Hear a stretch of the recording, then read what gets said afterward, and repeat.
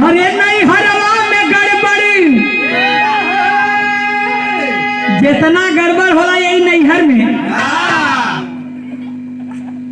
ये शरीर का नैहर यहाँ हो, यानी आत्मा का नैहर यहाँ, ससुराल परमेश्वर के घर में हो। यही लिए कबीर दास का बाणी हो कि सबके समझे वाली बात हो।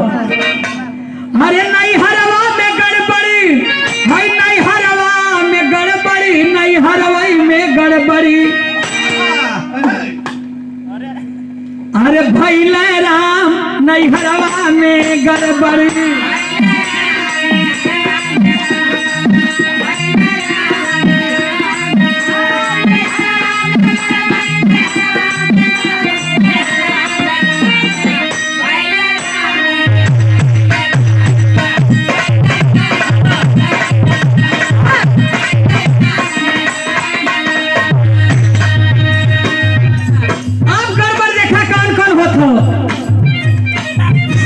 के मनिया में कहीं भी आने,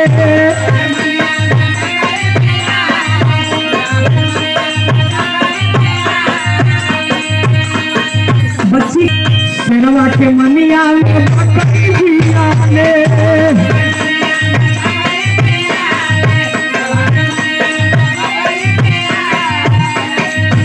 अरे बकरी भी आए भैया, बकरी भी आने।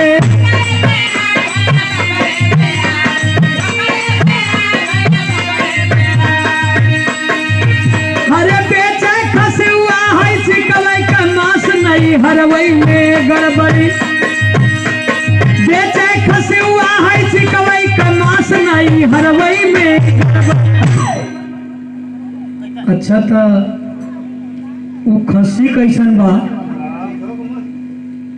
और चीक कैसन बा कि खसी चीक का मांस बेचत हो और शेर के मान में बकरी बच्चा देत बा। वो बकरी कैसन बा? खसुआ है चिकवई का मांस नहीं, हरवई में गड़बड़ी। अरे भैले राम नहीं हरवा में गड़बड़ी। भैले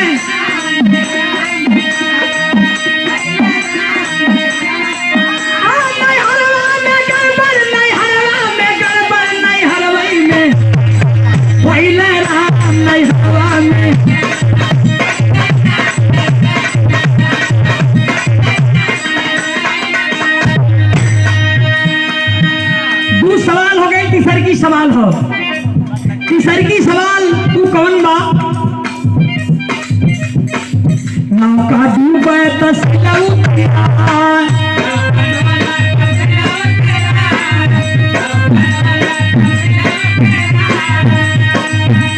अरे सिलौटी राय भैया,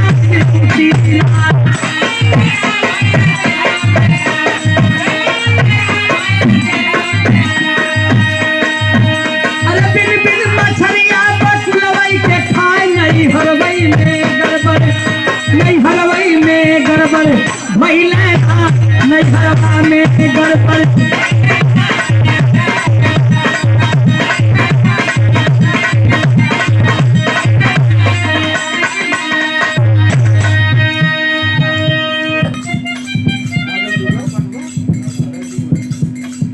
नौका डूबे नौका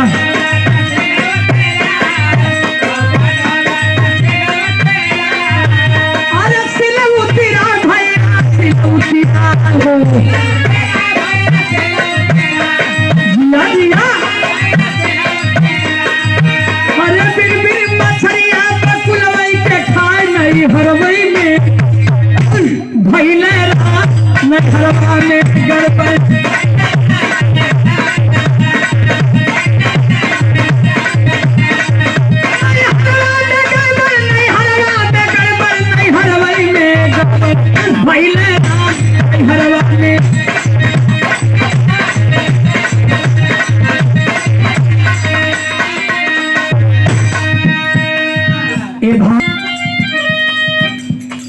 रोटी रोटिया ऊपरा रोटी नीचे हो रोटिया ऊपरा तौआ हो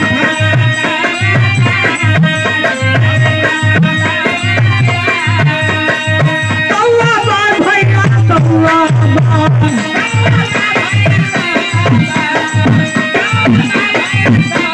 अरे पकावे वाले के हई रोटिया खाई हो नहीं हरवई में भैले नहीं हरवा में गड़बड़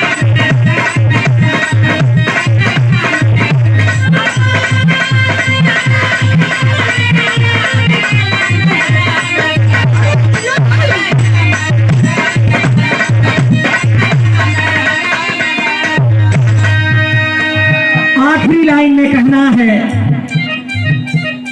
कहता कबीरा सुनो भाई साधो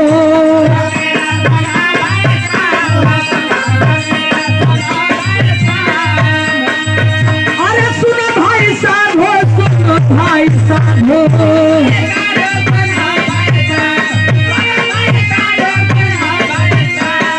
अरे गुरुजी दबावे हाई चलवे का पाए नहीं हरवई में महिला नहीं हरवई में गड़बड़